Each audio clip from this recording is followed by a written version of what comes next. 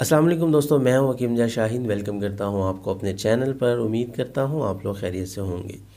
एक बार फिर एक नई जड़ी बूटी के साथ और एक नई वीडियो के साथ आपकी खिदमत में हाजिर हूं। दोस्तों, आज हम बात करने वाले हैं ताल मखाना के बारे में। बड़ी मशहूर चीज़ है, जो लोग हिकमत से थोड़ा सा भी लगाव रखते हैं इसके बारे में ज़रूर जानते होंगे। तो ताल मखाना जो है, इसको तारुफ़ करेंगे आज हम इसका, कि इसको किस किस नाम से बुलाया जाता है, इसका मिजाज क्या है, इसके फ़वाइद क्या है और क्या इसका कोई नुकसान भी है। तो ये सब बातें आज की वीडियो में होगी। तो इससे पहले कि वीडियो शुरू करें, आप लोगों से एक रिक्वेस्ट है कि चैनल को ज़रूर सब्सक्राइब कर लीजिएगा और नोटिफिकेशन की बेल को भी ज़रूर ऑन कर लीजिएगा। मैं ऐसी वीडियोज़ आपके लिए लेके आता रहता हूँ। तो बात करते हैं कि इसे किस किस नाम से बुलाया जाता है, मतलब मुख्तलिफ़ ज़ुबानों में इसके क्या क्या नाम हैं। तो बंगाली में इसको कांता कोलिका कहते हैं, मरहट्टी में इसको कोला सण कहते हैं और संस्कृत में अगर बात करें तो अक्षोगंधा कहते हैं। अब असगंध नागौरी जो है उसको अश्वगंधा कहा जाता है और ताल मखाना को सिर्फ शीन के पीछे काफ लग गया, अक्षोगंधा।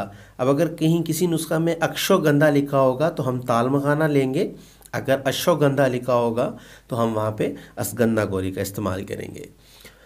तो अगर बात कर लें इसके मिजाज की, तो सर्द तर इसका मिजाज होता है, सर्द तर। अब बात करते हैं इसके फ़वाइद की, कि हम लोग इससे क्या क्या फ़वाइद हासिल कर सकते हैं। तो ये पेशाब आवर भी है और मुक़व्वी और मुफर्रे भी है, बदन को फरबा भी करता है, मर्दाना ताकत के लिए भी इसका इस्तेमाल किया जाता है और मादा मनविया को पैदा करने के लिए भी इसको इस्तेमाल किया जाता है। उसके अलावा मर्दाना टाइमिंग के नुस्खा जात में भी इसको इस्तेमाल किया जाता है।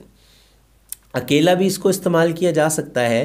अगर इसको अकेला इस्तेमाल करना चाह रहे हैं, मतलब ये जो मैंने चीज़ें बताई आपको उन फ़वाइद के लिए, तो हम वज़न इसके साथ चीनी शामिल करके 6 ग्राम इसकी खुराक सुबह की होगी और 6 ग्राम शाम आप लोग दूध के साथ इसे इस्तेमाल कर सकते हैं, जो कि जरियान और एहतलाम के लिए ये बेहद मुफीद होगा। इसके अलावा औरतों में दूध की कमी में भी मतलब मुख्तलिफ़ जड़ी बूटियों के साथ इसका इस्तेमाल किया जाता है दूध को इजाफ़ा करने के लिए। मतलब जो औरतें बच्चों को फ़ीड करवाती हैं, अगर उनका दूध कम हो गया हो तो इसके साथ 2-3 चीज़ें और हैं, उस पर भी इंशाल्लाह एक मैं वीडियो बना दूंगा कि वो क्या क्या चीज़ें हैं।